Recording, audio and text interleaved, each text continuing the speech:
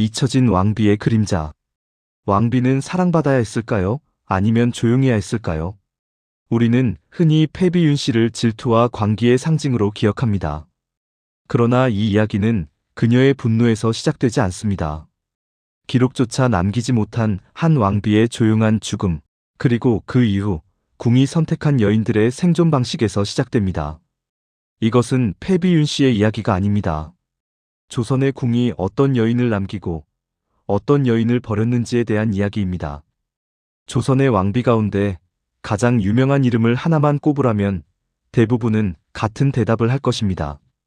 패비윤 씨입니다. 왕의 사랑을 잃고 질투와 분노 끝에 폐위되었으며 마침내 죽음에 이른 비극의 왕비입니다. 이 이야기는 너무 유명해서 결말까지 모르는 사람을 찾기 어려울 정도입니다. 그래서 우리는 흔히 이렇게 생각합니다. 이 비극은 윤 씨의 성격에서 시작되었고 윤 씨의 선택으로 완성되었다고 말입니다. 하지만 정말 그럴까요? 만약 이 비극의 시작이 윤 씨가 아니라 그보다 훨씬 앞에 있었다면 어떨까요? 윤 씨가 궁에 들어오기 전 이미 왕과 궁궐은 한 번의 왕비의 죽음을 겪은 상태였다면 말입니다. 우리는 너무 쉽게 윤 씨의 감정과 행동만을 문제 삼아왔습니다. 그러나 그 감정이 폭발할 수밖에 없었던 환경과 기준은 이미 그 이전에 만들어져 있었습니다. 성종에게는 첫 번째 왕비가 있었습니다. 그리고 그 왕비는 폐위되지도 정쟁의 중심에 서지도 않은 채 너무 조용히 사라졌습니다. 이름은 공해왕후 한씨입니다. 대부분의 이야기에서 그녀는 몇 줄로 정리됩니다. 병약했다. 일찍 죽었다. 그리고 이야기는 곧장 패비윤 씨로 넘어갑니다. 하지만 이 생략된 시간 속에서 아주 중요한 변화가 일어났습니다. 왕은 왕비를 잃은 경험을 먼저 겪었고 궁은 문제를 만들지 않는 왕비라는 기준을 처음으로 학습했습니다. 이 기준은 어디에도 적혀 있지 않았지만 분명히 존재했습니다. 조용할 것, 감정을 드러내지 말 것, 궁의 질서를 흔들지 말 것. 이 보이지 않는 조건을 통과하지 못하는 순간 왕비의 자리는 언제든 불안정해질 수 있다는 사실을 궁은 이미 알고 있었습니다. 그리고 훗날 이 기준을 알지 못한 채 그 자리에 들어온 여인이 있었습니다. 바로 패비윤 씨입니다. 중요한 것은 윤 씨가 무엇을 했느냐가 아닙니다. 그녀가 들어왔을 때 궁과 왕이 이미 어떤 상태였느냐는 것입니다. 이 이야기는 윤 씨의 관계에서 시작되지 않습니다. 그보다 앞선 너무 빨리 잊힌 한 왕비의 죽음에서 조용히 출발합니다. 공해왕후 한씨의 죽음은 조선 왕조의 기록 속에서도 유난히 조용합니다.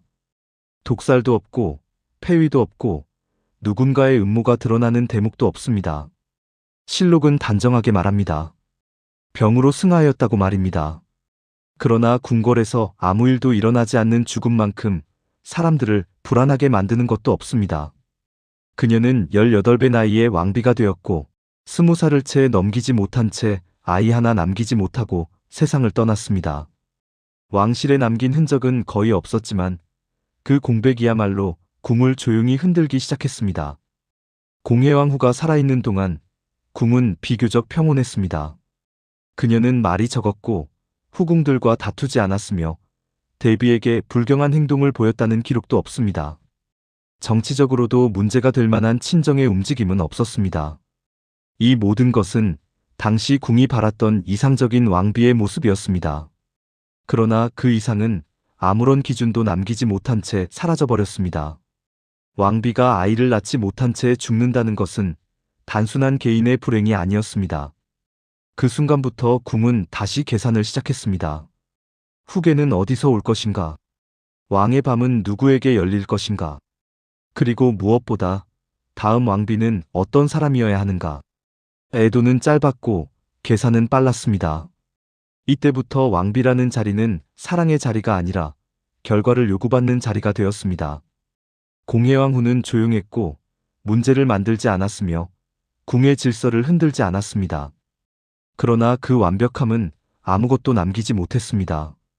아이도 정치적 성과도 확실한 흔적도 없이 그녀는 사라졌습니다.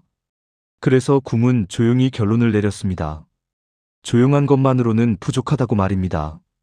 이 말은 기록되지 않았지만 궁 안에서는 누구나 알고 있는 기준이 되었습니다. 조용해야 한다. 그러나 결과를 내야 한다. 감정을 드러내지 말아야 한다. 그러나 왕의 마음은 붙잡아야 한다. 이 모순된 요구가 이제부터 왕비의 자리 위에 겹겹이 쌓이기 시작했습니다. 성종 역시 변했습니다. 왕은 더 신중해졌고 사람을 믿기 전에 지켜보는 법을 먼저 배웠습니다. 공해왕 후의 죽음은 그에게 한 가지 확신을 남겼습니다. 왕비는 언제든 바뀔 수 있다는 것입니다. 그리고 그 자리에 들어오는 사람은 처음부터 시험대 위에 서게 된다는 사실을 말입니다. 시험대 위의 여인. 머지않아 그 시험대 위에 한 여인이 오르게 됩니다. 윤 씨였습니다. 윤 씨가 처음 궁에 들어왔을 때 사람들은 그녀를 문제의 여인으로 보지 않았습니다. 오히려 그 반대였습니다. 젊었고 총명했으며 무엇보다 왕의 시선을 단번에 끌 만큼 강한 인상을 남겼습니다. 성종은 윤 씨를 보는 순간부터 분명히 달랐습니다. 그는 그녀를 오래 바라보았고 짧은 대화에도 귀를 기울였습니다. 야사에는 성종이 윤 씨를 두고 말이 빠르고 눈이 살아있다고 주변에 말했다는 이야기도 전해집니다. 칭찬이었습니다. 그러나 동시에 위험한 징조이기도 했습니다. 윤 씨는 공해왕 후와 달랐습니다. 조용하지 않았고 존재감이 분명했습니다. 왕의 질문에 고개만 숙이지 않았고 자신의 생각을 말할 줄 아는 여인이었습니다. 성종은 그 점이 마음에 들었습니다. 그러나 궁은 그 점을 유심히 지켜보고 있었습니다. 윤 씨는 빠르게 총애를 얻었습니다. 그 속도는 주변을 불안하게 만들었습니다. 궁 안에서는 이런 말이 돌기 시작했습니다. 너무 빠르다고 말입니다. 사랑은 왕에게서 먼저 시작되었지만 평가는 궁에서 먼저 시작되었습니다. 윤 씨는 자신이 시험대 위에 올라있다는 사실을 알지 못했습니다. 그녀는 그저 왕의 관심을 사랑이라 믿었을 뿐입니다. 그러나 그 사랑에는 보이지 않는 조건이 붙어 있었습니다. 조용해야 했습니다. 그러나 공허해서는 안 됐습니다. 왕의 마음을 붙잡되 궁의 질서를 흔들어서는 안 됐습니다. 윤 씨는 이 모든 조건을 동시에 충족시켜야 하는 첫 번째 여인이었습니다. 성종은 윤 씨를 아꼈습니다. 그러나 그 아낌은 지켜봄과 함께였습니다. 왕은 그녀의 말투와 표정을 살폈고 궁 안에서의 반응을 하나하나 기억했습니다. 사랑은 있었지만 확신은 없었습니다. 그 미묘한 거리감은 윤 씨를 더 불안하게 만들었습니다. 그녀는 사랑을 지키기 위해 더 애썼고 더 솔직해졌으며 더 감정을 드러내기 시작했습니다. 그 순간부터였습니다. 궁 안의 시선이 윤 씨에게서 떼지지 않게 된 것은 말입니다. 윤 씨가 왕비의 자리에 오른 뒤 처음 한동안 궁은 조용했습니다. 생각보다 무난하다. 큰 문제는 없어 보인다. 그러나 그 말에는 항상 같은 단서가 붙었습니다. 아직은. 윤 씨는 왕의 총애를 받는 왕비였습니다. 왕의 발걸음은 자주 그녀의 처소로 향했고 사랑은 분명 존재했습니다. 그러나 그 사랑은 궁을 더 긴장시키고 있었습니다. 문제는 사랑이 아니라 그 사랑이 너무 눈에 띄었다는 점입니다. 윤 씨는 감정을 숨기지 않았습니다. 기쁠 때는 웃었고 섭섭할 때는 표정이 먼저 변했습니다. 성종은 그 솔직함을 처음에는 흥미롭게 여겼습니다. 그러나 궁은 그 변화를 기록하기 시작했습니다. 왕비의 언행이 조금 지나치다고 말입니다. 아직 처벌도 비난도 아니었습니다. 그러나 이때부터 윤 씨는 사랑받는 존재가 아니라 관찰의 대상이 되었습니다. 인수대비는 크게 나서지 않았습니다. 대신 윤 씨의 말과 행동을 조용히 기억했습니다. 사소한 표정 하나, 짧은 대답 하나가 문제의 소지로 쌓이기 시작했습니다. 윤 씨는 그 사실을 몰랐습니다. 그녀는 왕의 사랑이 자신을 지켜줄 것이라 믿었고, 그래서 더 솔직해졌습니다. 그러나 바로 그 솔직함이 궁이 가장 경계하던 것이었습니다. 왕의 방문이 없는 밤이 늘었고, 궁 안의 말들이 그녀의 처소 앞에서 멈추는 일이 잦아졌습니다. 아직 아무 일도 공식적으로 일어나지 않았습니다. 그러나 궁은 이미 속으로 결론을 내리고 있었습니다. 이 왕비는 조금 위험하다고 말입니다. 그리고 그 무렵 궁 안에서는 다른 이름들이 조용히 불리기 시작했습니다. 정소용, 엄소용입니다. 그들은 눈에 띄지 않았고 감정을 드러내지 않았습니다. 그러나 그 점이 궁의 기준에는 안정으로 보였습니다. 왕의 발걸음은 조금씩 달라지기 시작했습니다. 윤 씨는 그 변화를 느꼈습니다.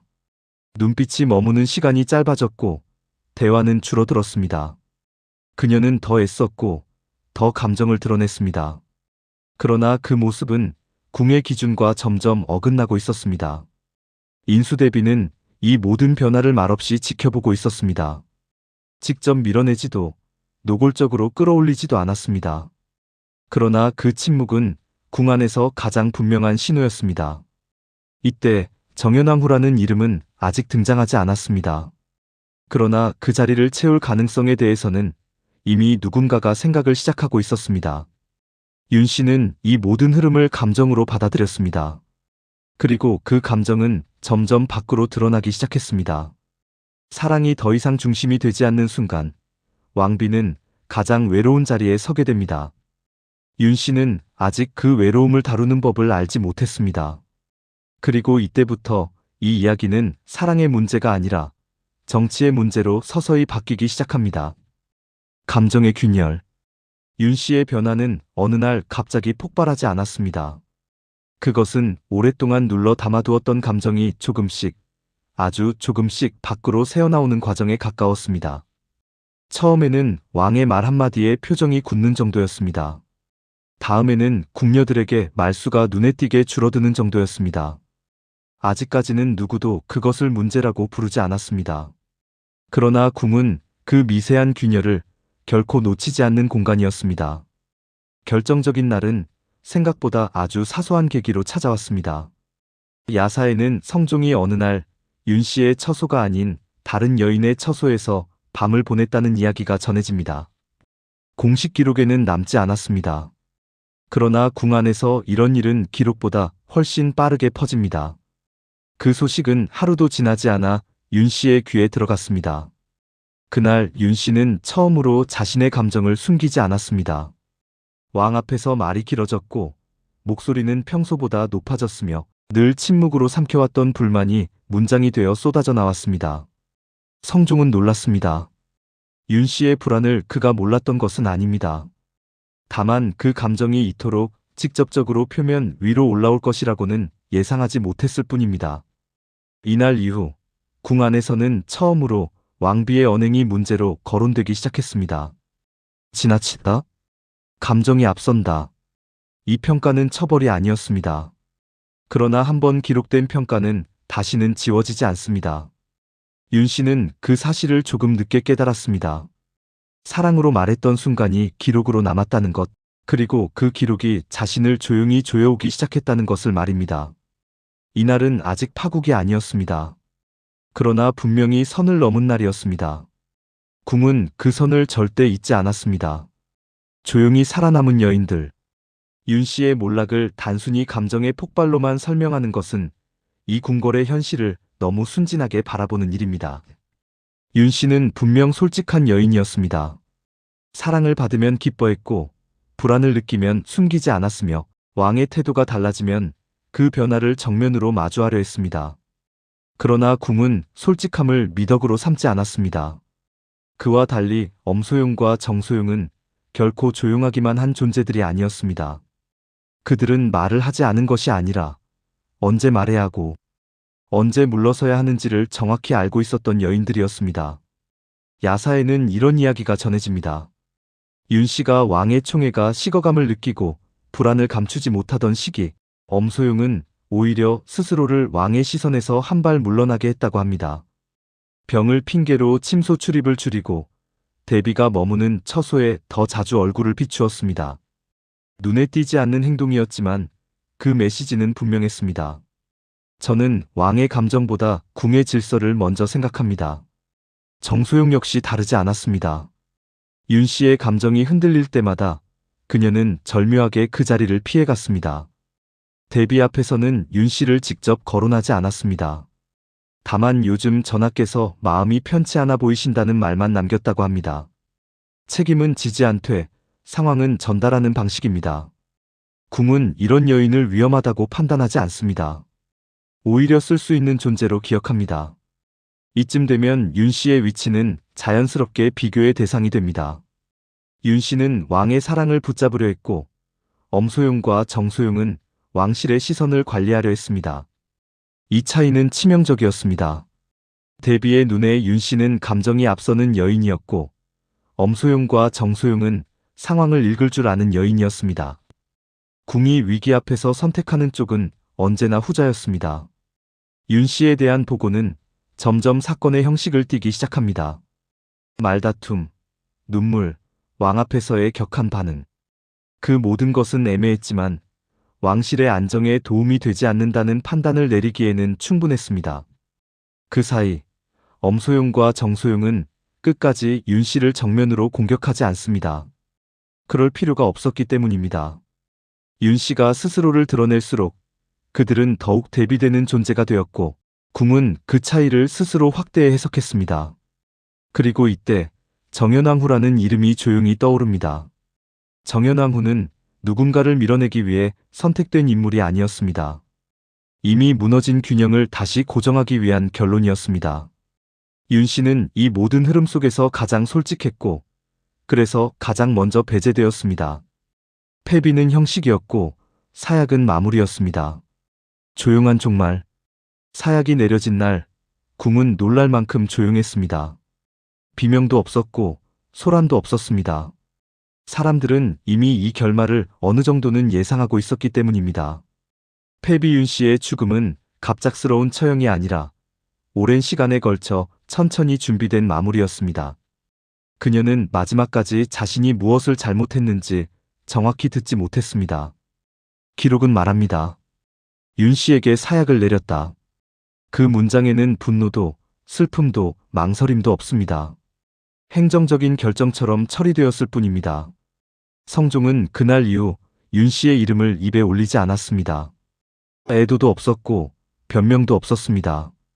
대신 그는 더 성실한 군주가 되었고 더 조용한 왕이 되었습니다. 사람들은 이 변화를 성숙이라 불렀습니다. 그러나 정말 그랬을까요? 윤 씨가 사라진 뒤 궁은 잠시 안정된 것처럼 보였습니다. 엄소용과 정소용은 여전히 자기 자리를 지켰고 정연왕후는 왕비의 자리에 올랐습니다. 정연왕후는 감정을 드러내지 않았고 왕의 사랑을 확인하려 들지 않았습니다. 그녀는 왕비라는 자리를 관계가 아니라 역할로 받아들였습니다. 궁이 가장 원했던 형태의 왕비였습니다. 사람들은 말했습니다. 이제야 궁이 제자리를 찾았다고 말입니다. 그러나 그 평온은 이상할 정도로 조용했습니다. 성종은 끝내 누구에게도 완전히 마음을 주지 않았습니다. 왕이 된다는 것은 사랑을 배우는 일이 아니라 사랑을 포기하는 일임을 그는 너무 일찍 깨달아 버렸기 때문입니다. 이 이야기는 패비 윤 씨의 비극으로 끝나지 않습니다. 조선의 궁이 어떤 여인을 원했고 어떤 여인을 버려왔는지에 대한 이야기입니다. 그리고 그 선택의 방식은 지금도 역사 속에 조용히 남아 있습니다. 아무도 큰 소리로 말하지 않았던 그 방식 그대로 말입니다. 우리가 기억해야 할 것. 패비 윤 씨는 미쳐서 버려진 여인이 아닙니다. 궁이 요구한 방식보다 너무 솔직했을 뿐이고 너무 인간적이었을 뿐입니다. 엄소용과 정소용, 그리고 정연왕후는 그 사실을 너무 잘 알고 있었습니다. 그래서 말하지 않았고 드러내지 않았으며 끝까지 선을 넘지 않았습니다. 궁은 여인들의 이름은 잊었지만 그 방식은 오랫동안 기억했습니다. 그렇다면 우리는 어떤 여인을 현명하다고 부르고 어떤 여인을 문제적이라 기억해왔을까요? 이 이야기가 패비 윤 씨의 비극으로만 들리십니까? 여러분은 이 궁에서 누가 가장 현명했다고 생각하십니까? 성종은 정말 성군이었을까요? 패비 윤 씨는 정말 미쳤을까요? 조용히 살아남은 여인들의 생존 방식은 과연 옳았던 것일까요? 역사는 답을 주지 않습니다. 다만 우리에게 질문할 권리를 줄 뿐입니다.